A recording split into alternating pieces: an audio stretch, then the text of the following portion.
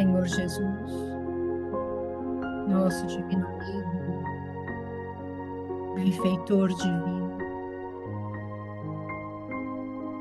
Damos início, Senhor, ao nosso estudo desta noite, agradecendo a oportunidade deste encontro.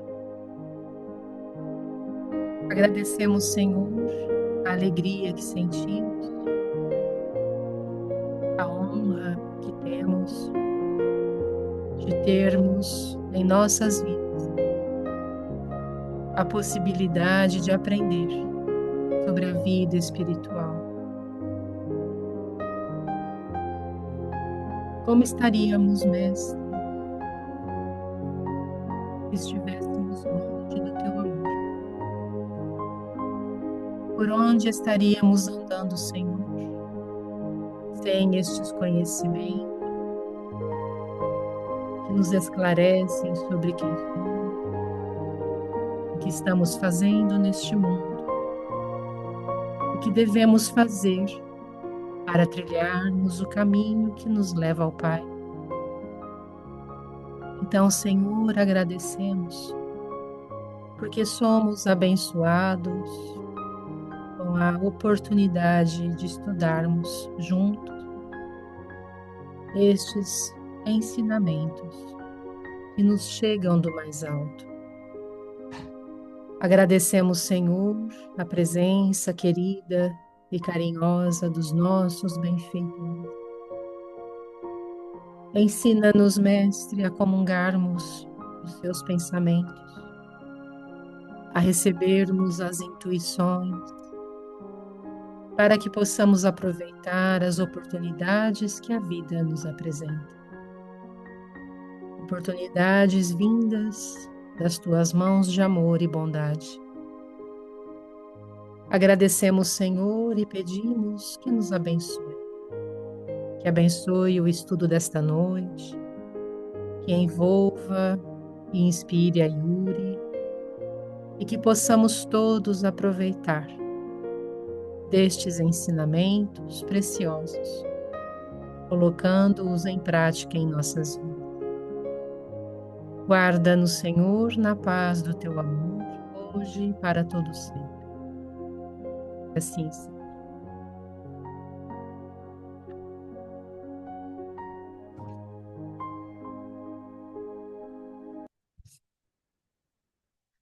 Boa noite a todos. Obrigado pela presença. Nós hoje temos a terceira parte do primeiro capítulo. Terminamos então, né, hoje o primeiro capítulo do livro Libertação. Então a Yuri vai apresentar para a gente.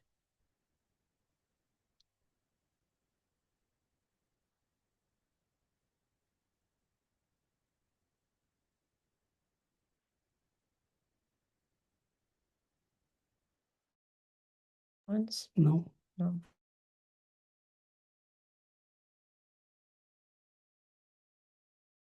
estamos vendo. Só não estamos te ouvindo. Ah, ok. Agora sim. Ok. Vamos. Deixa eu preparar. Não estou vendo. Ok, agora sim. Então vamos lá. Como a gente falou, última parte do capítulo 1, vendo eludições. E assim, Elucidações, ouvindo elucidações. elucidações. Elucidações. Obrigada. Então, aí vamos com o resumo da semana passada. Falou. Respira. Obrigada, gente, pela sua compreensão. Então, assim, vamos lá. Então, a semana passada, a Luciana nos falou destas instruções edificantes do ministro Flacos, e ele falou, não é, dessa coexistência dos planos, o mundo espiritual e o mundo material, como estamos interligados, e como milhões de espíritos imperfeitos coexistem conosco na Terra. Então, existe esta influência recíproca, espíritos e humanos interagem, mesmo em em diferentes estados vibratórios. Falou do domínio do espírito sobre a matéria, como a gente sabe que o princípio inteligente o eu, nós que direcionamos nossa existência. Então, a energia e a matéria são dirigidas pela força espiritual, pela força mental. Falou dessa evolução contínua, que tanto encarnados quanto desencarnados estamos em um processo de aprendizado e de aperfeiçoamento. Falou também sobre a obsessão e a revolta, de como espíritos rebeldes, apegados ao poder, à vaidade, continuam a influenciar negativamente a Terra após a morte, perpetuando conflitos e ignorância. E falou da única solução, que é o amor verdadeiro, não? Para toda esta revolta, para todo esse ódio que só leva a sofrimento e estagnação espiritual. Em, Deu instruções sobre as colônias de ódio desses espíritos, não? Que se reúnem, que formam colônias de ódio, de miséria moral, e que continuam aí lutando, disputando o controle da terra, e como eles fazem essas tentativas de sabotagem à evolução, não é? Manipulam as paixões humanas para impedir que o progresso espiritual avance, não? Eles corrompem os mecanismos da reencarnação, transformando-se em ciclos expiatórios e promovendo a discórdia contra os desígnios divinos. Falou também um pouco da visão distorcida que eles têm do inferno, que eles estão nessa energia, mergulhando assim nesse dolor e sofrimento, e isso les leva a acreditar como que é inferno. E terminou a sua parte falando que a morte é apenas uma transição e que nossa evolução depende das escolas morais e espirituais. E como uns avançam rumo à luz, outros estão nas trevas, não? E como a gente já sabe, que nos explica também Kardec no Seu Inferno, que o inferno não é um lugar, mas é um estado de consciência daqueles que continuam aí rejeitando a lei divina. Então, o sofrimento eh, quando é bem direcionado, é ferramenta de redenção. Essa foi a parte da semana passada, e aí eu começo a minha parte, continuando essas instruções do ministro Flacos, e ele fala, não, que nenhuma alma é perdida para sempre, e as almas decaídas não são uma raça sentenciada, mas são mais desencarnados em desequilíbrio temporariamente, mergulhados na insensatez. E no Evangelho segundo o Espiritismo confirma esta parte, não, falando que a maldade não é um estado permanente dos homens, mas ela se deve a uma imperfeição momentânea, e que assim como as crianças corrigem os seus defeitos, o homem mau reconhecerá um dia que seus erros e se tornará bom. Eu escrevi ali: o criminoso de hoje é o anjo de amanhã. E ele fala, não, que eles se misturam à multidão terrestre, exercem atuação singular sobre numerosos lares, administrações, e os interesses fundamentais das mais poderosas inteligências vemos na nossa sociedade. E no livro dos Espíritos, Kardec pergunta, não, essa é a famosa pergunta que todos conhecemos: se os espíritos influem em nossos pensamentos e em nossos atos. E a espiritualidade responde que sim, muito mais do que imaginais, influem a tal ponto que, de ordinário, são eles que nos dirigem. E eles têm um objetivo, que é manter a humanidade distraída e afastada de Deus, retardando a evolução coletiva. E também no livro dos Espíritos, eh, Kardec pergunta se eles podem, né, paralisar a marcha do progresso, e aí a espiritualidade responde: não, não, não, não pode, mas podem, eh, podem embaraçá-la, podem adiantar, adiantar. Então, para mim, o livro, não, o livro em si, ou essa parte, nos revela assim uma realidade é chocante, né? De certa forma, não? Os espíritos das trevas não estão confinados em colônias inferiores, ou assim somente sofrendo passivamente, pelo contrário, não? Eles estão aí ativamente infiltrados em nosso meio, trabalhando incessantemente para impedir o avanço do reino de Deus entre os homens. E por isso acho que Jesus afirmou, não, que meu reino não é deste mundo, justamente porque ele sabia que a Terra ainda é um território que está sobre a forte influência dessas entidades e eles se infiltram em todas as partes, não? Nos nossos lares, como ele fala aí, em organizações sociais e mesmo nos grupos, né, que deveriam promover a luz, não? Então, a estratégias que eles utilizam, né, é criar distrações, mantém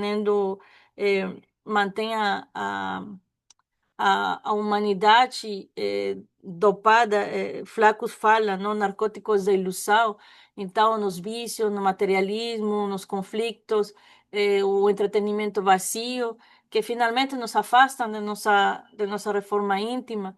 Ai, em nossos lares, eles gostam de alimentar as mágoas, divisões, egoísmo dentro das famílias e das comunidades.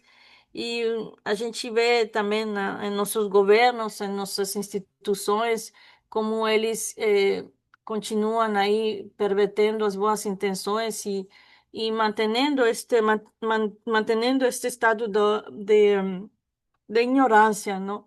Então, assim, quando a gente continua distraída, adiando a nossa transformação moral, eles ganham tempo e o tempo para eles é precioso no sentido que quanto mais a humanidade permanece estagnada, mais eles prolongam seu domínio sobre as mentes e corações, sabe?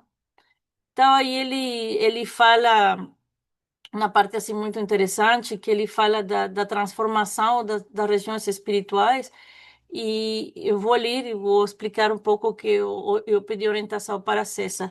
Então aí ele fala que de milênios em milênios a região que respiram padecem extremas alterações, as regiões umbralinas ou esses lugares, qual acontece o campo provisoriamente ocupado pelos povos conhecidos.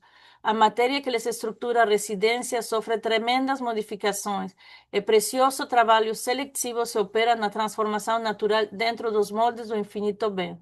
Entretanto, embora de fileiras compactas incessantemente substituídas, persistem por séculos sucessivos, acompanhando o curso das civilizações e seguindo-lhes os esplendores e experiências, aflições e derrotas.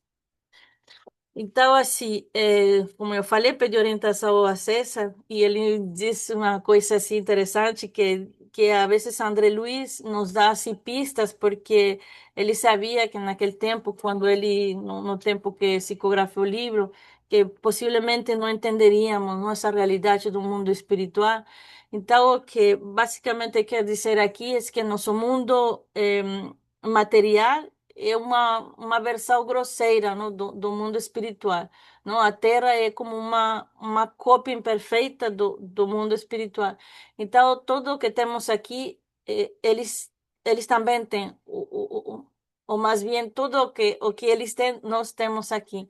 Então, eles têm flores, eles têm árvores, construções, escolas, sociedades, agrupamento, colônias, tem todo. Então, assim como a Terra passa por mudanças, seja geográficas, climáticas, de civilizações, não, que surgem e caem, o plano espiritual também sofre estas mudanças, também se reorganizam, também reconstruem. Então, a matéria espiritual do espírito e do ambiente se altera, não, conforme o processo intelectual e moral dos espíritos.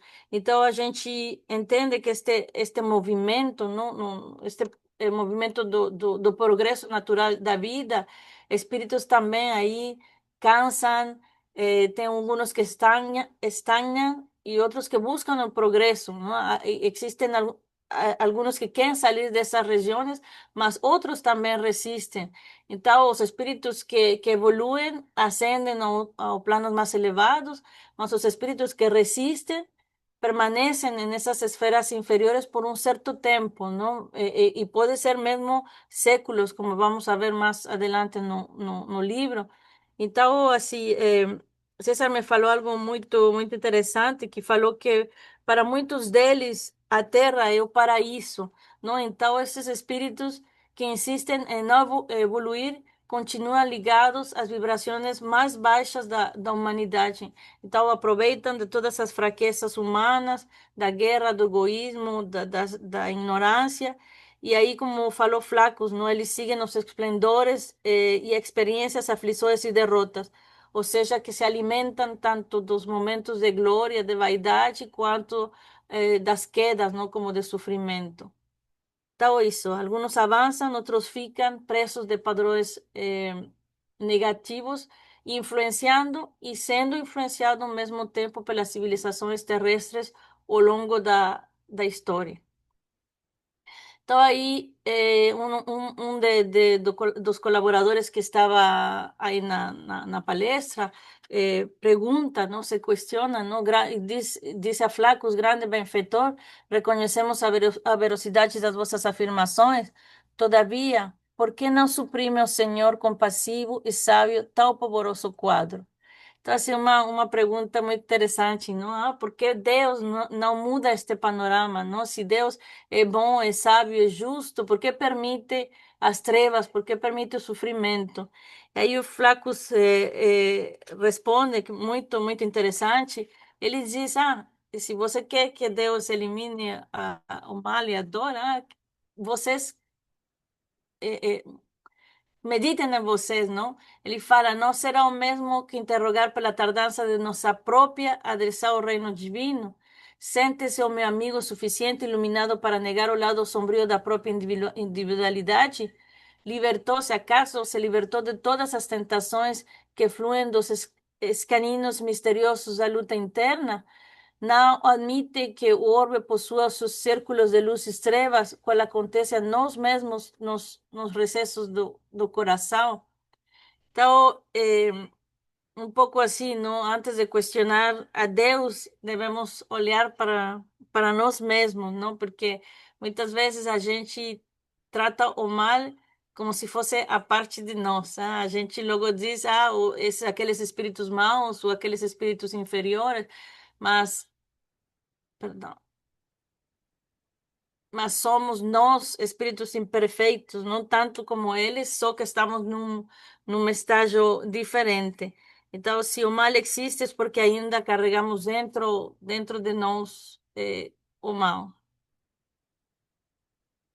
E ali ele continua aí falando, a mesma resposta, e ele diz, não, a vida planetária é compelida igualmente a combater nos recônditos ângulos de si mesma. Quanto à intervenção do Senhor, recordemos-nos de que os estudos desta hora não se prendem aos aspectos da compaixão e sim aos problemas da justiça. Jesus nos falou, cada um segundo as suas obras. E no Kardec, no Céu e no Inferno, fala desta justiça de Deus. Ele diz que Deus que quer que o homem deva tudo a seus próprios esforços e seja o artífice do seu futuro, se é feliz e se o é, por mais ou menos tempo, só poderá reclamar-se a si mesmo, uma vez que o caminho do progresso está sempre aberto. Então, Deus respeita no seu livre-arbítrio, não? Ele não força, ele nos permite aprender com as nossas consequências. Então, se as almas sofrem, encarnados ou desencarnados, é só uma consequência de nossos atos, não? E ele fala desta questão muito importante, não? Que nos outros, falando deles, e a humanidade militante na carne, não representamos senão diminuta parcela da família universal, confinados à faixa vibratória que nos é peculiar. Então, cada espírito não habita na dimensão que corresponde a seu nível evolutivo. Então, ele está lá, mas é um processo do aperfeiçoamento, do aprimoramento. E ele fala, ele continua, ele fala assim, não somos simplesmente alguns bilhões de seres perante a eternidade. Estejamos convencidos de que se o diamante é lapidado pelo diamante, o mal só pode ser corrigido pelo mal. Então, o mal gera seu próprio sofrimento. E ele fala, não? Funciona a justiça através da injustiça aparente, até que o amor nasca e redima os que se condenaram a longas e dolorosas sentenças diante da boa lei. Os missioneiros têm uma frase muito importante e fala, não? Enquanto não impere a lei do amor, a lei universal do amor, é indispensável que persista o reinado da justiça. Então, eh, eu vou comentar depois, mas ele fala, não? Homens perversos nessa ideia de que o mal é corrigido pelo mal. Ele fala, homens perversos, calculistas, delictuosos e inconsequentes são vigilados por gênios da mesma natureza, que se afinam com as tendências do que são portadores. Emmanuel, no livro, ele fala que nosso Pai, o Pai Criador, que nos permite esse contato com os que nós chamamos agentes do mal, a fim de que vencermos o desequilíbrio em nós próprios, de modo a entrarmos na posse da luminosa felicidade do eterno bem. Então, é justiça que estemos aí é, nessa relação com nossos irmãos. E ele fala eh, não fiquei aqui, desculpe. Yeah, desculpe, gente. Então, assim, minha interpretação, quando fala assim que o mal se corrige enfrentando, o mal se corrige pelo mal, o mal se corrige enfrentando as próprias consequências, que finalmente é a lei de causa e efeito, não? Então, a justiça divina age através dos sofrimentos temporários, o que ele chama injustiça aparente, até que a alma escolha se redimir por amor.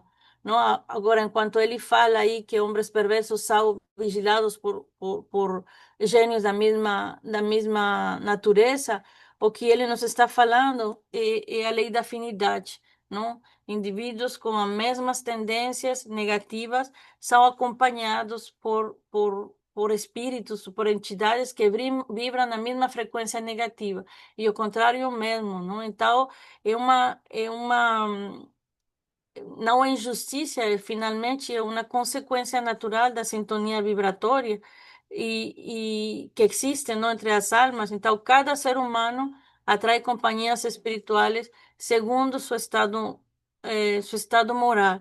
E assim, esta noção finalmente nos leva a refletir sobre a importância de cultivar ações e pensamentos positivos, de elevar a nossa vibração e, consequentemente, nos atrair essas companhias espirituais que são mais boas, não? Mais benéficas, sim, benéficas.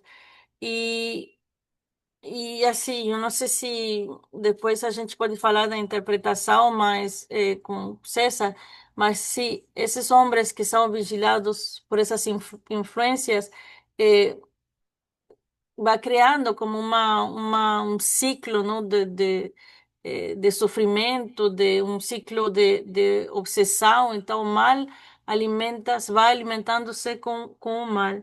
E esta dinâmica poderia pensar-se que é injusta também, mas, na verdade, é pedagogia. Quando ele fala que o diamante, assim como o diamante só é polido por outro diamante, a alma endurecida finalmente só compreende a dor, ou somente compreende o sofrimento quando o vive na própria pele, não? Então, é assim como o remédio amargo.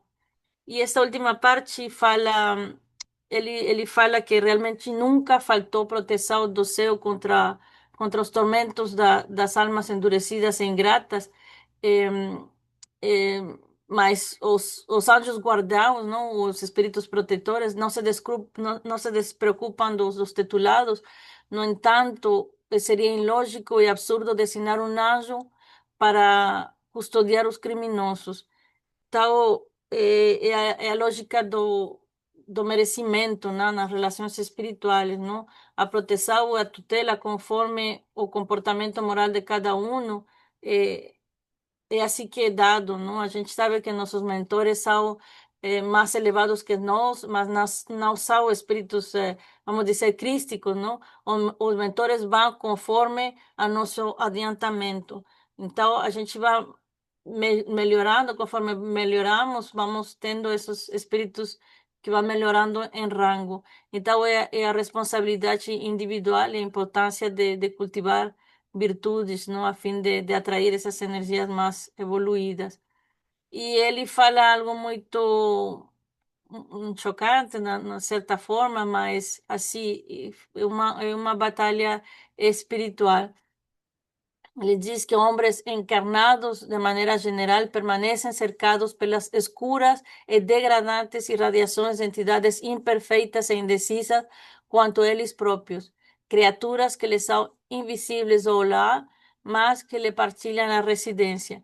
Então, ele diz, em razão disso, o planeta, no entanto, ainda não passa de vasto crivo de aprimoramento, o qual somente os indivíduos excepcionalmente aperfeiçoados pelo próprio esforço conseguem escapar na direção das esferas sublimes. E aí uma parte do livro dos espíritos, não? Quando Kardec pergunta por que Deus permite que os espíritos nos excitem a amar, e falando desta interação, não? De que como estamos cercados por estas entidades, por estas irradiações, e aí falam, não? Desde que sobre tu atuam estas influências más, é porque nós atraímos com o desejo de fazer o mal.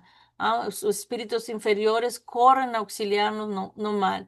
Logo, que nós desejamos praticarlo. Então, ele fala, não só quando queiras o mal, podem eles ajudar-te para a prática do mal. Se fores propenso ao assassínio, terás em torno de ti uma nuvem de espíritos que te alimentarão no íntimo esse pendor. Outros também te cercarão, esforçando-te a influenciar para o bem, o que restabelece o equilíbrio da balança e te deixa senhor de teus atos. E é assim que Deus confia a nossa consciência a escolha do caminho que devemos seguir e a liberdade de ceder a uma ou outra das influências contrárias que se exercem sobre nós. Então, finalmente, somos nós. E ele continua falando, considerando semelhante situação, o mestre divino exclamou perante os juízes de Jerusalém: Por agora o meu reino não é daqui.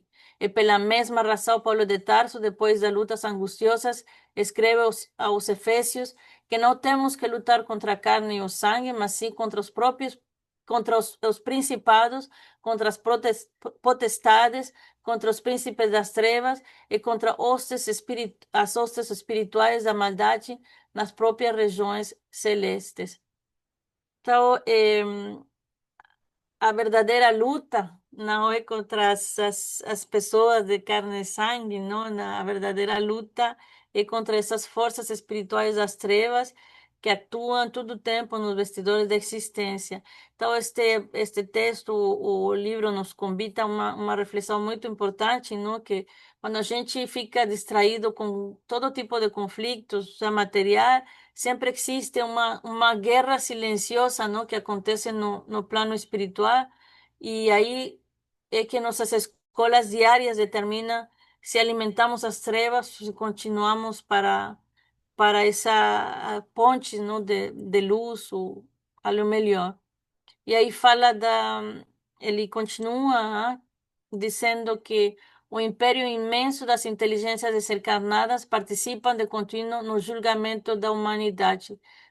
Trabalhadores incompletos, falando deles, detentores de belas dificuldades e terríveis inibições na ordem do aprimoramento iluminativo, descrevendo, não, que mesmo assim temos uma influência, que temos um papel na redenção. Ele fala: cabe-nos preparar recursos de auxílio, reconhecendo que a obra redentora é trabalho educativo por excelência. Então, aí uma exortação à responsabilidade espiritual, à moral daqueles que têm conhecimento, daqueles que têm sabedoria, não? O progresso humano nunca é somente individual, mas é coletivo. Então, temos um papel aí importante na colaboração da ajuda com nossos irmãos maiores, que são nossos benfeitores, em ajuda a nossos irmãos mais necessitados. Assim como nós recebemos ajuda, Deus espera de nós um trabalho. E San Agostinho, São Luís São Agostinho, no livro dos Espíritos, fala, ele exorta, não, a esses homens dutos, instruir a vossos semelhantes. Ele fala, homens de talento, educai a vossos irmãos. Ele diz uma coisa muito bonita, de não imaginar que obra faceis desse modo, a do Cristo, a que Deus vos impõe, para que pergunta, ¿no? ¿Para qué vos otorgó Deus a inteligência, o saber, sino para o repartirdes com os vossos irmãos, sino para fazer de que se adiantem pela senda que conduz à bem-aventurança e à felicidade eterna. Então, a gente, se tem conhecimento, se tem amor, ajuda, podemos ajudar a nossos irmãos. Ele fala Jesus, o fermento divino. Falou de Jesus como ele é esse transformador espiritual, não? Que seu sacrifício, o sacrifício do mestre, age como um fermento, não? Elevando a toda a humanidade. Ele fala que Jesus é doador da vida eterna, que ele nos oferece essa sublimação pela via do amor. E fala de como ele faz, não? Ele faz esse foco na mudança interior e que a verdadeira obra salvacionista permanece radicada ao coração. Então, é o amor. O reino celeste não depende de compromissos externos.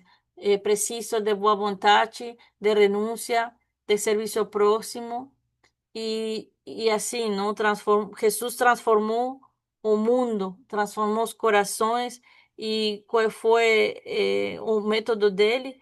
O amor, não? O serviço na prática.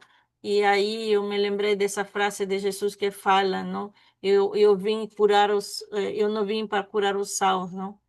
Que a gente entende que ele vem por todos nós e por nossos irmãos que estão nessas zonas umbralinas. E, finalmente, ele fala do nosso papel na transformação espiritual. Ele diz que sem um esforço personal na obra de bem, a obra regenerativa será adiantada indefinidamente, compreendendo-se por precioso e indispensável nosso concurso fraterno para que irmãos nossos, provisoriamente impermeáveis no mal, se convertam aos desígnios divinos, aprendendo a utilizar os poderes da luz potencial de que são detentores. Então, somente o amor sentido, crido e vivido por nós provocará a eclosão dos raios do amor em nossos semelhantes. E aí me lembrei do Alcione, no livro Renúncia, que ele fala exatamente de isso, não? Ela fala que a mensagem de Cristo precisa ser conhecida, meditável, sentida e vivida. Neste âmbito de aquisições, não basta estar informado. Tal é a prática, não? Cada um deve contribuir ativamente. E se a gente espera assim uma força externa, então aí isso nunca vai acontecer. Então é através do amor praticado, incluso aqueles que estão nesses estados criminosos agora, eles são todos filhos de Deus e possuem essa essência divina dentro de si que um dia, não, um dia vai brilhar a essa luz como nós mesmos também faremos um dia, não? Então, ele fala aí que sem polarizar as energias na alma na direção divina, ajustando-lhes o magnetismo ao centro do universo, todo programa de redenção é um conjunto de palavras pecando pela improbabilidade flagrante. Então, esse polarizar as energias da alma na direção divina e alinhar a nossa energia com Deus, com Jesus, com o divino, porque sem essa conexão, a redenção vai ficar só no discurso, não? Tem que ter obras, tem que ter ação. Então, alinhar nossos pensamentos, sentimentos com Deus, com essa lei maior, e assim, não? Sintonizar a frequência, a boa frequência espiritual do bem. E aí termina minha parte, termina o primeiro capítulo, e aí eu peguei uma parte de um, eu não me lembro que livro, porque eu estava abrindo muitos, mas fala assim, não? A libertação é conquista interior, alcançada por quem supera as sombras do orgulho e do egoísmo, erguendo-se pela compreensão e pelo amor. Isso. Obrigada.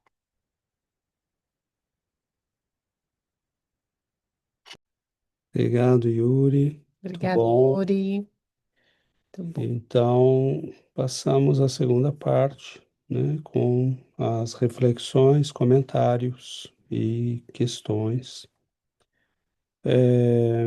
Inicialmente, eu chamaria atenção, né, para o que a Yuri chamou dessa guerra espiritual.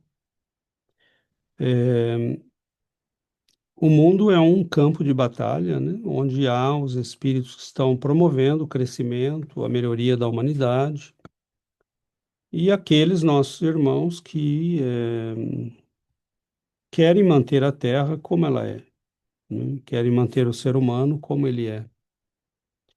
E nesse texto, André Luiz ele nos fala, né, que nós ou nos filiamos àqueles que querem, né, progresso ou àqueles que querem manter o status quo. No entanto, quando nós nos filiamos a uma corrente ou a outra, nós nos submetemos às inteligências que coordenam esses dois campos. E é por isso que quem escolhe, né, o caminho de desobediência às leis divinas acabará submetido às inteligências superiores deste campo, né? Então, nós vemos que muitos, com a pretensão de serem livres, de fazerem o que querem, né, eles acabam, na verdade, escravizados, e é o que André Luiz vai mostrar nesse livro, né? Que espíritos de mentes muito poderosas, né, coordenam os dois campos. Só que enquanto de um lado você tem mentes superiores, né, te puxando para cima, te estimulando ao progresso, e como o texto do Céu e Inferno, né, que é muito apropriado, Deus quer que nós sejamos, que obtenhamos pelo nosso próprio esforço, né, o crescimento. E esses espíritos no campo do bem, eles nos estimulam a isso, né? E eles procuram influenciar a humanidade para o progresso, eles reencarnam para fazer avançar as coletividades, né? Então, os grandes movimentos literários, políticos, artísticos, que acontecem na humanidade são normalmente patrocinados por esses espíritos. E movimentos políticos, né, opostos, né, fascistas, comunistas, nazistas, como nós vimos no século XX, por exemplo, são movimentos claramente patrocinados por esses espíritos, né, violentos, retrógrados, que querem a manutenção da humanidade no estado em que eles possam continuar controlando as coisas, né? Eles não visam os planos superiores. A Terra é o objetivo deles. Por isso, eles seguem de perto o que se passa na política do mundo. Eles querem influenciar os destinos do planeta, das nações. E como nós somos ainda majoritariamente inferiores, né, eles acabam tendo uma predominância muito grande ainda, né, no nosso planeta. Nós vemos que, né, não precisa falar, né? Basta ter um pouco de lucidez para ver que nós estamos num momento, né, de grande perseguição a tudo que é bom, de grande ataque, né, à religião, ao cristianismo, sobretudo, né? Todas as religiões são autorizadas, menos a do Cristo, né? Todas, né, são aplaudidas, menos a do Cristo. Então, nós vemos que a questão é realmente com Cristo, né? Porque ele significa a verdadeira mudança. Então, são espíritos que estão, sim, em contato permanente com a Terra, influenciando políticos, políticas, partidos, movimentos religiosos, infiltrando-se nas religiões, né? Descaracterizando as religiões, né? Tirando delas os elementos de crescimento e renovação espiritual, transformando-as em cultos vazios. Então, e do outro lado nós temos espíritos trabalhando, né?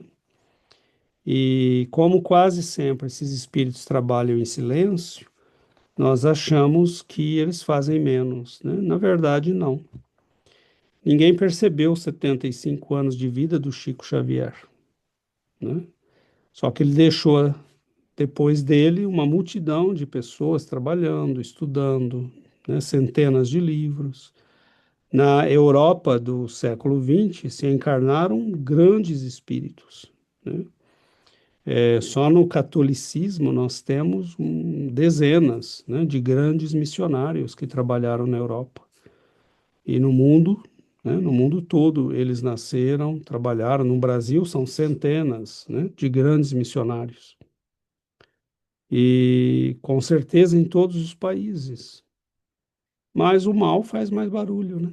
O mal quase sempre aparece mais, porque ele faz mais barulho, ele tem mais publicidade, ele tem mais gente trabalhando para ele, né? Então é uma luta.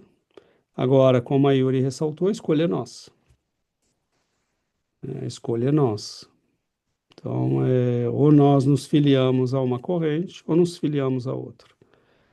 Quando você escolhe o mal, né, você acaba submetido a essas inteligências. E aquilo que para você parecia liberdade e vida boa acaba virando escravidão e sofrimento, né?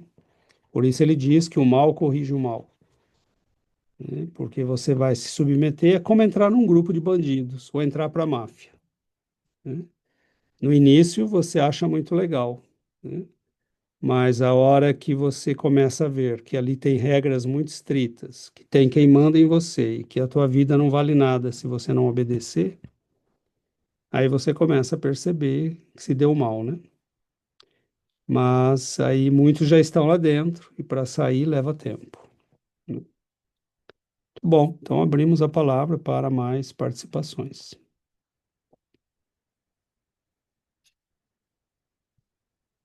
Karen, Hola, buenas noches. Yo tengo una duda sobre la semana pasada en el estudio en español estudiamos sobre que cada persona está acompañada con un ángel de la guarda. Gracias. Y yo pensaba, estas personas que se satisfacen en hacer el mal, que hacen el mal, ¿no? Personas malas realmente. Si todos estamos acompañados de ángeles de la guarda, ahí ellos llega un momento en el que se retiran, ya no los acompañan más o están como intentando intuir en algunas cosas o también lo que mencionan ahorita, que cada quien tiene un benefactor o los benefactores están de acuerdo a su nivel moral. Ahí con esas personas, por ejemplo, ¿cuál sería como el nivel moral de los benefactores que los acompañan? ¿O no hay benefactores que los acompañen a menos que ellos abran la puerta para recibirlos? Esa sería mi pregunta. Gracias. graças, Karen. Nós temos, né, benfeitores que acompanham pessoas, grupos, comunidades, né, e eles procuram espíritos familiares, né? Então, nós vemos que muitas vezes a mãe, o pai, né, é, ou alguém próximo, né, que se ocupou daquela pessoa, que tentou educá-la. E muitas vezes nossos benfeitores nos acompanham mesmo depois que nós escolhemos os caminhos equivocados. Mas eles têm, né, no livro dos Espíritos, eles explicam bem isso. Eles dizem: chega um momento em que eles devem se retirar porque você fez as suas escolhas. Mas eles sempre vão passar, né, de vez em quando para ver como estão as coisas, né, para ver se há uma janela, né, se o sofrimento já fez o trabalho que deveria fazer em nós. E desde que eles identifiquem a possibilidade de uma mudança, eles vão agir para tentar ajudar-nos, né?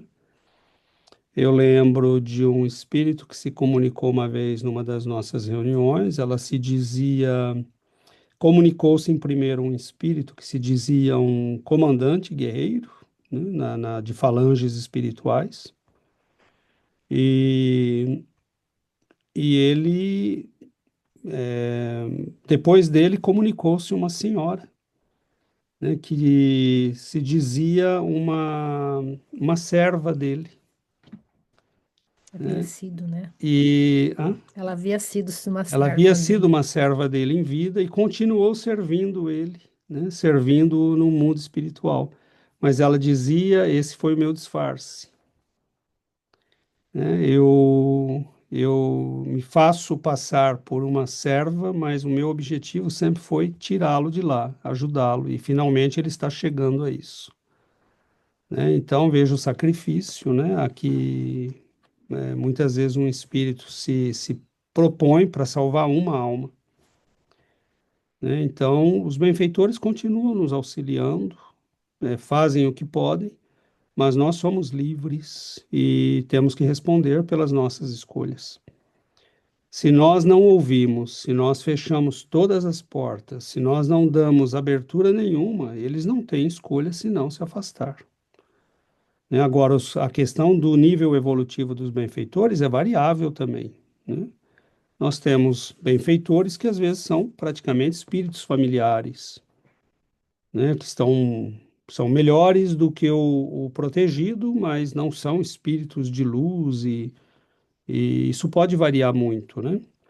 Mas grupos, comunidades possuem sempre espíritos que são os pais espirituais daquele grupo.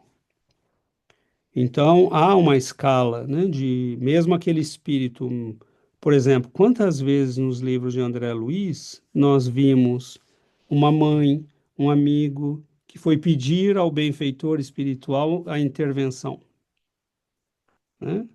Então, ele não era capaz de fazer ele mesmo, mas ele sabia a quem pedir, né? Então, esses vários livros que nós temos estudado, inclusive nesse, né, nós veremos que vai ser um caso desse também, né? Nesse caso, vai ser um espírito superior que pede a intervenção, né, porque seria mais fácil. Mas em vários livros que nós já estudamos, nós vemos, né, a avó preocupada que vai pedir pela neta, a mãe pelo filho, né, o familiar pelo. Então, há uma escala também, né? Mas o importante é que há sempre alguém que nos ama, há sempre alguém que está tentando nos ajudar. E, É sempre dep alguém que desperta, né? e depende de nós, né, que a gente dê abertura, né, a esse espírito para que ele possa nos auxiliar, né? Oi, Yuri. Só também completando a Karen, a pergunta 495 do Livro dos Espíritos fala disso, não? Ele diz: o espírito protetor abandona a vezes a seu protegido quando se mostra rebelde a seus avisos. E aí a espiritualidade responde: se aleja, não sei, eu tenho em espanhol, não sei se fala aleja, Pode ler em alongue, espanhol. ok, se aleja quando vê que são inúteis seus conselhos e que es más imperante o deseo de sufrir a influencia de los espíritus inferiores, pero jamás abandona del todo, y siempre le deja oír su voz, escuchar a su voz. O hombre es quien entonces cierra los oídos, pero el espíritu protector vuelve apenas se le llama. Tá? E tem uma resposta longa que é muito bonita. 495. Obrigado, Yuri. Perfeito, é isso aí mesmo. Obrigada. Bom, É, eu acho, aproveitar que está aberto, vocês se surpreenderam com esse tipo com essas informações, esse capítulo? Porque quando a gente lê pela primeira vez, é difícil, né? De falar, uau, como que acontece nesse tipo de influência e esse trabalho do mal, né, no mundo, a gente não faz muita ideia, né? Assim, ter acesso a esse tipo de texto para que a gente tenha conhecimento do que acontece e que não são vistos pelos nossos olhos, né? Tudo que acontece no mundo invisível, é, é de extrema importância que a gente esteja atento a tudo isso, né? Porque eu era, né, antes de estudar o espírito, de estudar como nós estamos estudando agora, a gente já vai conhecendo aos poucos as coisas como funcionam, né? Mas esse tipo de trabalho que é feito, né, no mundo espiritual, para que nós permaneçamos na ignorância, para que nós permaneçamos, né, num modo não evolutivo, né, porque esses espíritos, como a gente percebe no texto, querem que nós fiquemos como estamos, que a gente não cresça, que nós não descubramos o caminho, né, da evolução. Eles querem manter o domínio sobre nós, sobre a humanidade. E é, é uma luta muito, muito dura às vezes, porque nós estamos lutando com forças, né, muito, muito poderosas. Existem espíritos, assim como existem os espíritos bons e que trabalham para o bem da humanidade, existem inteligências muito poderosas trabalhando para nos manterem no caos, para nos manterem na ignorância. E não pensemos que estamos livres disso, de sofrer as influências desses espíritos, porque nós que estamos estudando, né, o espiritismo e que estamos nos conscientizando do que acontece no mundo espiritual, eles também trabalham para cortar a nossa abertura para esses conhecimentos. Eles trabalham para nos afastar. Eles trabalham para nos envenenar. Então, nós temos que tomar muito cuidado, porque nós que fazemos reuniões mediúnicas e que temos acesso ao que esses espíritos planejam, acesso, assim, entre aspas, né? Porque é lógico que a gente tem uma noção muito vaga do que acontece, mas a gente tem uma noção. E eles vêm e eles tentam influenciar nós aqui que participamos, né? Porque nos jogar contra o espiritismo, jogando-nos contra o que estamos aprendendo, colocando dúvidas nas nossas mentes, porque eles influenciam as nossas mentes, eles influenciam a nossa forma de pensar. Então a gente precisa estar muito atento com tudo isso, porque é uma luta, eles querem tirar Jesus das nossas vidas, eles querem tirar Jesus, o acesso que Jesus tem nos nossos corações. Eles não se felicitam com isso. Então, quando eles encontram alguém que está estudando, que está se abrindo para a luz do Cristo, eles fazem o trabalho para fechar esse acesso. Então, é algo muito importante, a gente precisa ter muita consciência disso, porque, como diz no texto, ou a gente se conecta, né, com as inteligências do bem, ou as inteligências do mal têm acesso a nós. Então, tenhamos essa consciência para que a gente se proteja, porque senão a gente acaba sendo levado embora. Nós já repetimos aqui várias vezes. Nós fomos levados para longe do Espiritismo quando tínhamos um trabalho muito bonito no Brasil. O César fazia estudos, fazia palestras, e ele foi aos poucos sendo levado embora, e eu não percebi.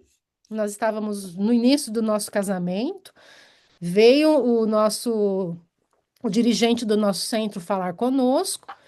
Deu a ideia de que o César estava se afastando e eu não percebia. Eu falei, bom, ele está estudando, está prestando, está tentando outras coisas e eu não percebi o perigo. E nós fomos para bem longe do espiritismo sério, né? Então, não pensemos que podemos nos estar livres disso, porque nós não estamos livres. Se nós não prestamos atenção, nós podemos ser muito envolvidos por essas energias, essas forças do mal. Daniel? Hoje, isso que você falou fiquei pensando, uma boa analogia é como se fosse uma correnteza no mar. Se vocês já passaram por isso, que quando você entra no mar e aí você vai indo. Aí quando você vai voltar, quase sempre você está bem mais longe do que você tinha, do lugar que você tinha entrado e você nem percebeu, né? E para mim esse foi um dos aspectos que mais me chamaram a atenção, né, sobre essa influência que a gente está mergulhado, por mais que nós estamos estudando, né, nós pertencemos a essa guerra, né? A gente está aqui no meio. E um ponto que a Yuri falou e que me chamou muita atenção é quando perguntam por que Deus deixa isso acontecer.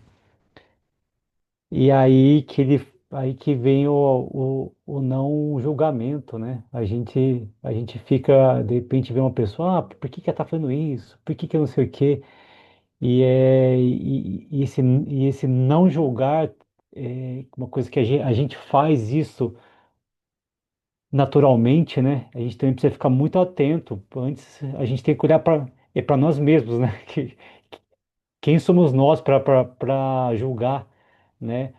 O que o outro está, a dificuldade que o outro está passando, né? Que isso é uma forma também de certa forma de nos conectarmos com uma energia, com uma vibração inferior, né? Então, realmente a gente está numa casca de banana a todo instante, né? Então, eu gostei bastante. Aliás, eu até que eu não sei se essa pergunta que eu vou fazer agora se tem a ver com esse capítulo. Se não tiver, acho que de repente a gente pode já jogar para um outro, mas naquilo que a Yuri escreveu lá do criminoso anjo, sabe? Aquela setinha, é uma questão que eu sempre tenho sobre Lúcifer, que eles falam que é um anjo caído. E- mas eu fico confuso em relação à nossa evolução, né? Que nós nunca voltamos, né? É, como é que explica-se então Lúcifer? César, se você achar que isso vai levar para um outro lugar, a gente pode, de repente, a gente pode conversar depois, mas eu fiquei, quando a Yuri fez esse gráfico, não sei porque me lembrou sobre isso. Explique, explique. Eu estava rindo porque eu vi a cara da Yuri falando. Na verdade, Daniel, a história de Lúcifer vem da Bíblia, né?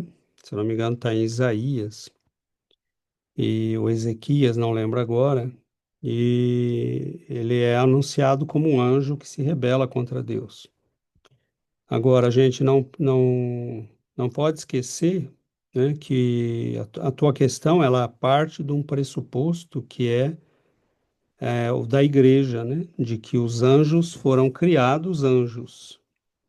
Então, como é possível que um anjo se rebele tendo sido criado anjo, né? Agora, o sentido do texto da Bíblia, na verdade, assim como a história de Adão e Eva, é uma lembrança do que se passou no passado, né, desses espíritos, dessas civilizações. E eles chegaram a um ponto de evolução como o nosso, em que eles tinham uma inteligência hiperdesenvolvida. Imagina, hein? Nós estamos agora desenvolvendo inteligência artificial. Imagina onde estava a civilização de Capela quando o processo de imigração começou, né? Não é imigração, é degredo, né? Então, esses espíritos são o que são hoje na Terra. Por exemplo, você imagina alguém como um Elon Musk, ou o Zuckerberg, ou o cara da Amazon, ou os caras que estão na política da Europa, dos Estados Unidos, da OTAN, e de repente começam a fazer um pouco o que eles estão fazendo, né? Nós vamos criar um mundo à nossa imagem e semelhança, né? Muitos deles, por exemplo, gente como Macron, a chefe lá, a van der Leyen da União Europeia, são pessoas que não querem saber de Deus, eles querem um mundo que seja criado por humanos, para humanos, um paraíso na Terra. Nós estamos chegando ao ponto de começar a mexer na genética humana. Nós temos engenharia social, nós temos uma tecnologia altamente desenvolvida e nós estamos nos opondo a Deus. Então, nós somos luciferinos, porque Lúcifer quer dizer aquele que porta a luz. Nós portamos a luz, nós temos a luz do conhecimento, mas não temos a luz moral. E nós estamos nos opondo a Deus, dizendo: nós não precisamos de você, nós somos maiores que você. É a história da Torre de Babel na Bíblia, porque eles queriam construir uma torre tão alta que eles pudessem confrontar Deus, né, e vencê-lo. Então, essa história da Bíblia, né, e que a igreja adota, e na verdade ela é um reflexo, né, uma lembrança que nós temos do passado que já vivemos e que agora estamos começando a reviver.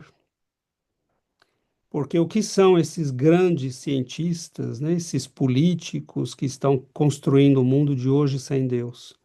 São criaturas que têm muita luz, a luz do conhecimento científico, mas que são profundamente obscuras moralmente, né, e que estão desafiando Deus. Então, são anjos, né, no sentido simbólico do termo, que estão caindo, né? São criaturas que poderiam servir a Deus, mas estão escolhendo se opor a Ele, né? Agora, não esqueçamos que tudo isso é muito simbólico, né? A história da Bíblia refletia um passado vivido, né? Quem caiu, não, eles não foram anjos caídos, né? Foram criaturas que subiram muito, cresceram muito, como nós. Estamos chegando agora nesse ponto, né? E que no momento que se opuseram a Deus, bom, né, a gente pode considerar que aí eles deram passo em falso, né? Então, realmente não há retorno, né? E mesmo a igreja dizer que anjos, né, um anjo se rebelou, e com ele vários, né, é uma coisa completamente ilógica, porque é dizer que Deus criou algo imperfeito, né? Se Deus criou anjos e eles são perfeitos pela criação divina, jamais eles poderiam se opor a Deus. Mas é porque a igreja não tem a noção de evolução, não tem a noção de nada disso que nós estamos falando, né? Daí o perigo, né, de desenvolver somente o lado da inteligência, da Bom, sabedoria, mas não desenvolver o lado do amor, né, da moralidade. e agora, nesse exato momento, desde 1700 e pouco, né, com os movimentos libertários na França, na Europa, na Inglaterra, os grandes promotores, né, do iluminismo, né, que nós também podemos ver aí a famosa ordem dos Illuminatis, né, e outras do mesmo gênero, né, a franco-maçonaria, e aí nós iríamos muito longe, né? Mas são todas elas instituições devotadas a transformar o mundo num paraíso terrestre, humano, feito por homens, controlado por homens, né? Então, as religiões não são mais que uma doença Uhum. da humanidade que vai desaparecer aos Mas, na poucos, verdade, no né? fundo, são ateus, né? Não acreditam, São, né? Não acreditam.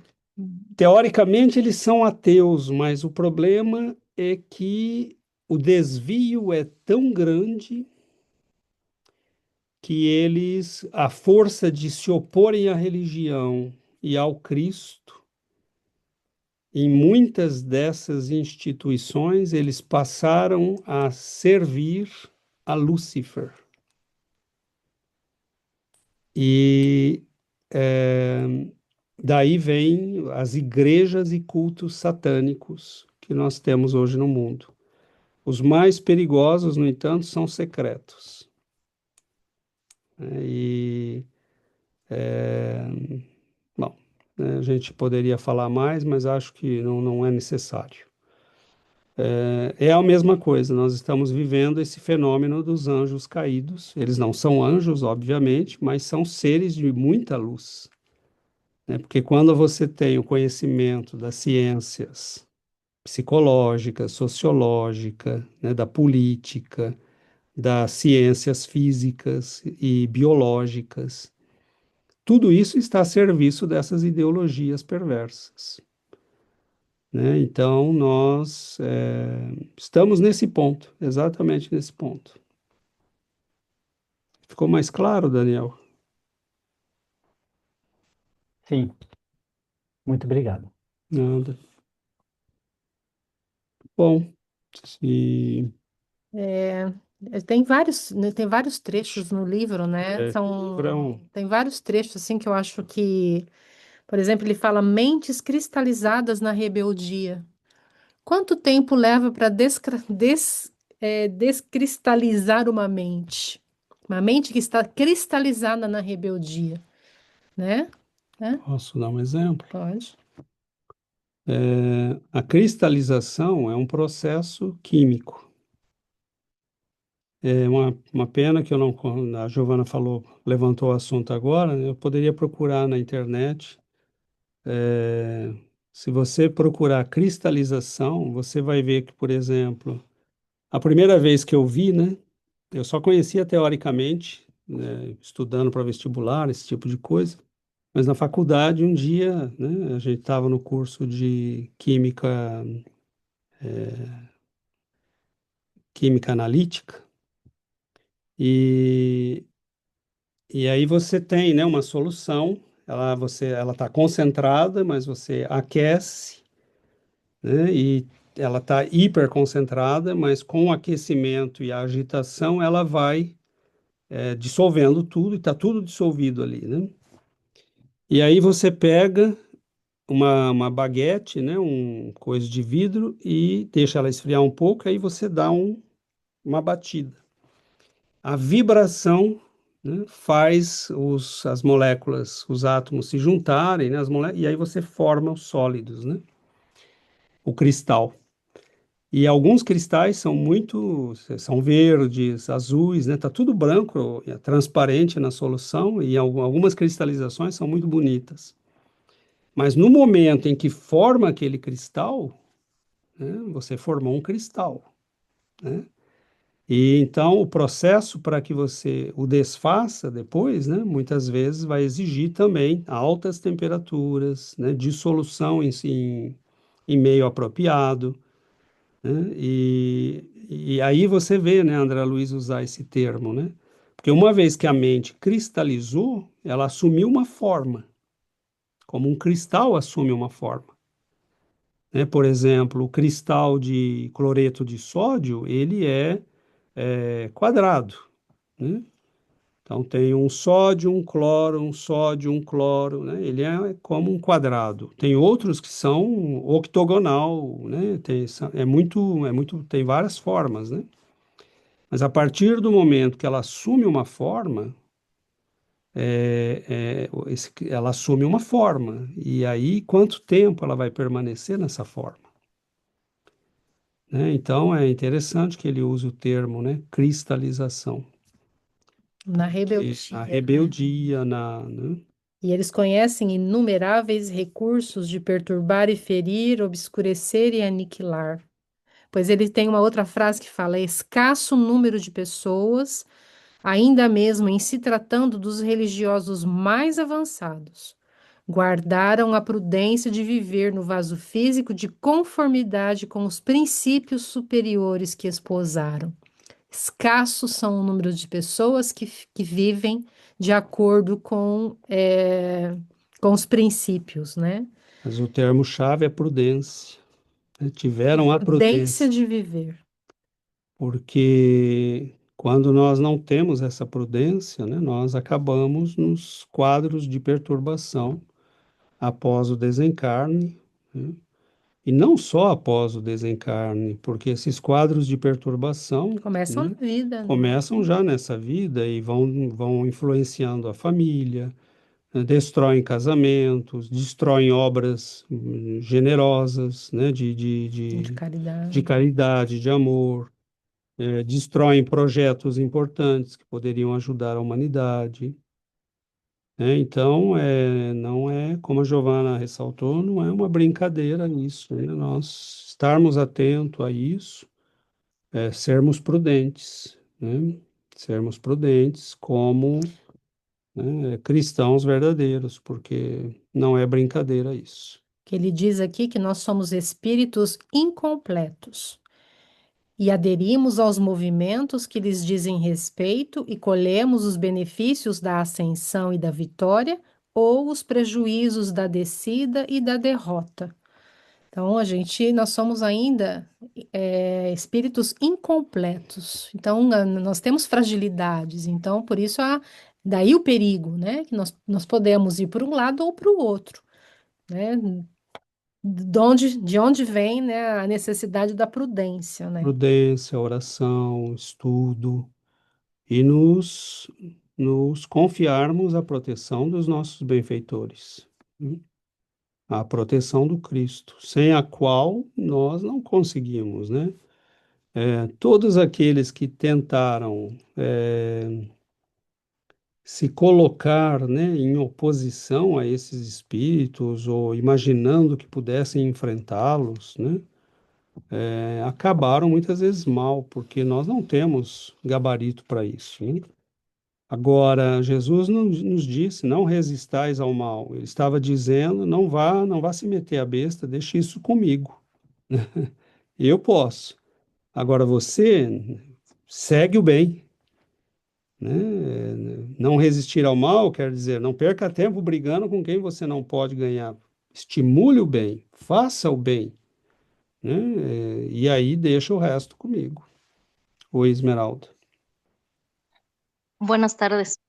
Sí, Olá. me hace reflexionar mucho este texto, esta lectura, porque continuamente, muchas veces con mi esposo le digo, vamos a hacer oración por compañeros del trabajo, a veces que se portan medio mal, y dice, es que tú no, es que yo tengo la esperanza de que cambien, y no sé por qué yo veo, como se comentaba hace unos momentos, que son espíritus muy buenos, muy brillantes y de mucha luz, pero están opacados, está escondida esa chispa divina.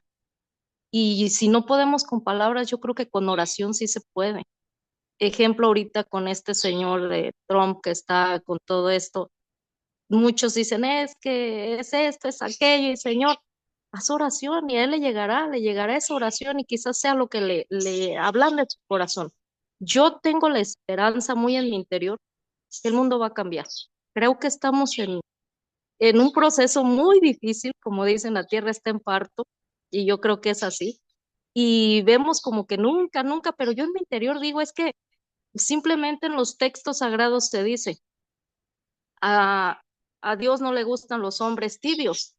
Y aquí viene eso, o sea, el que esté muy en la oscuridad, puede ser que más adelante sea el que está en la máxima luz y ayude muchísimo, muchísimo a su prójimo, pero es de paciencia y oración hacia ellos, porque si más los agredimos, si más los tratamos mal, pues más sus obsesores se les van a juntar ahí, ¿no? Exatamente, Esmeralda. Sobretudo porque nós não estamos em disputa para conquistar esse mundo, né? Então, a nossa missão é de esclarecer, partilhar o conhecimento, partilhar a luz e dar o exemplo, porque realmente nós não precisamos lutar com ninguém, porque são nossos irmãos e muitas vezes alguns são bons, estão equivocados, estão seguindo caminhos que não são os melhores. E o nosso papel é partilhar a luz, partilhar o conhecimento, né? E você está certíssima, esse mundo vai mudar, né? E a oração no trabalho, o estudo, é esse o nosso papel. Agora, não imaginemos, né, que as forças superiores estejam inertes, né? As coisas vão até um certo ponto, né? E nós já vimos isso na história, né? A história está cheia de O exemplos, Inácio falou ontem, né? né? Quando chega num certo ponto, as forças superiores agem, porque aí é o destino da humanidade, né? No Livro dos Espíritos, na Lei de Progresso, eles falam, né? Allan Kardec questiona esses espíritos que bloqueiam, né? Que tentam atrasar o desenvolvimento da humanidade.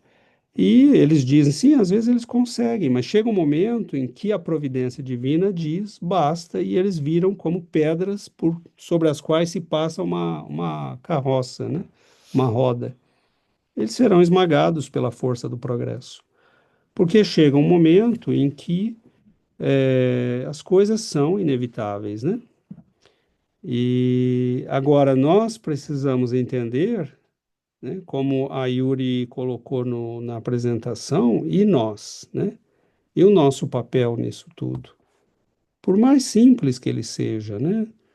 Cuidar da nossa família, orar pelos nossos amigos, né? Convidar para um estudo, dar um livro, né? Todo o pequeno trabalho que nós possamos fazer é um trabalho dentro da luz, né? É um trabalho de quem está afiliado a estes espíritos superiores que querem o bem da humanidade, né? Então, essa é a nossa alegria, esse é o nosso propósito, né? Esse é o nosso objetivo de vida. Estarmos junto com aqueles que querem o bem da humanidade.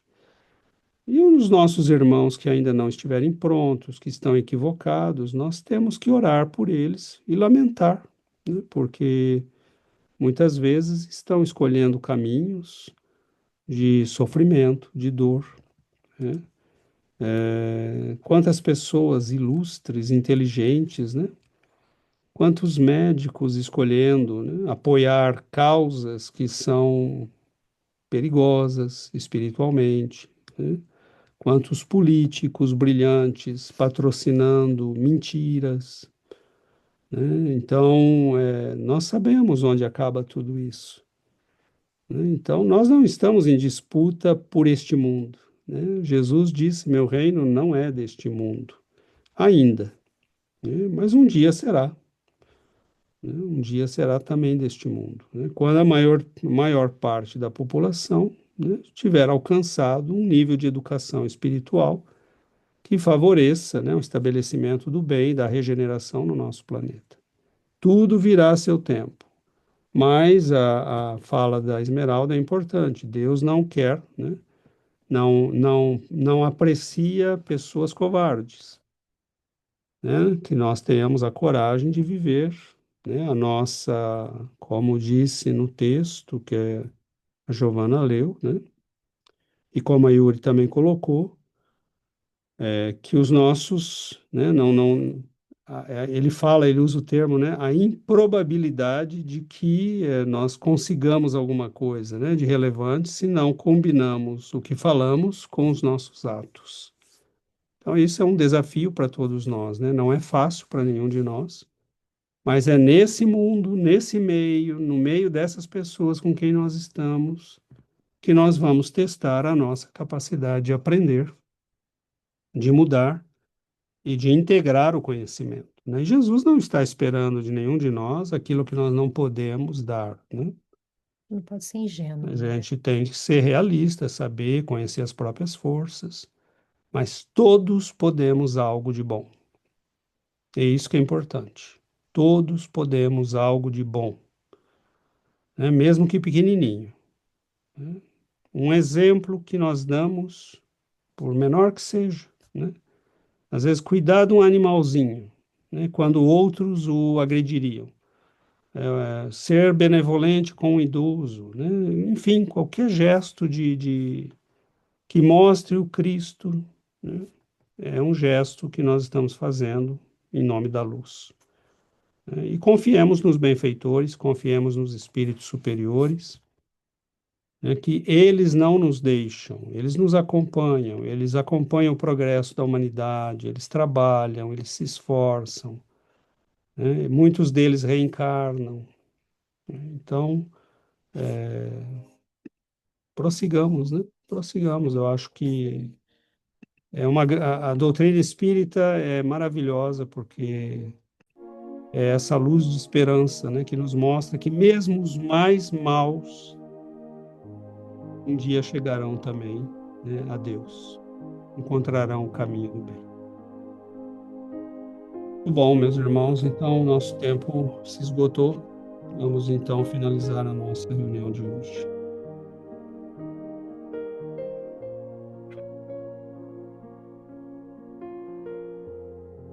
Querido Mestre Jesus, queridos benfeitores, bendita, Senhor, a luz que nos envolve, a claridade que nos abençoa, o entendimento que nos renova o coração. Que nós possamos ser, Senhor, a boa terra, que nós possamos arrancar as ervas do orgulho, do egoísmo, da vaidade, para que as sementes do vosso amor possam, Senhor, germinar, frutificar. Nós agradecemos aos benfeitores espirituais que nos têm amparado, que acompanham de perto nossas lutas, nossas dificuldades e compreendem aquilo que estejamos e que estamos vivendo e que procuram, pelos meios os mais diversos, nos auxiliarem, nos ampararem. Eles visitam nossos lares, amparam nossos familiares e esperam a nossa colaboração. Naquele momento em que ficaríamos nervosos e ficamos calmos, nós estamos colaborando com eles. Naquele momento em que perderíamos a paciência e esperamos um pouco mais, nós estamos colaborando com eles.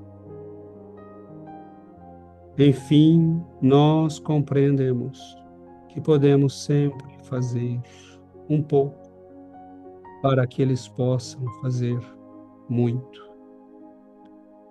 Nós agradecemos, Senhor, por estes momentos de reflexão, de aprendizado. Agradecemos a bênção de aprendermos e pedimos ao Senhor que nos abençoe, que possamos prosseguir, que possamos crescer e aprender. Que os benfeitores iluminem a todos nós, iluminem nossos lares, iluminem nossas vidas, e que nós possamos sentir suas presenças, seu carinho, a ternura com que nos envolvem, com que nos visitam, e o carinho imenso, a alegria que sentem em ver-nos estudando, aprendendo, esforçando-nos para a nossa melhoria. Que o Senhor nos abençoe, que a vossa luz permaneça conosco, hoje e sempre, Senhor. E assim seja, Mestre.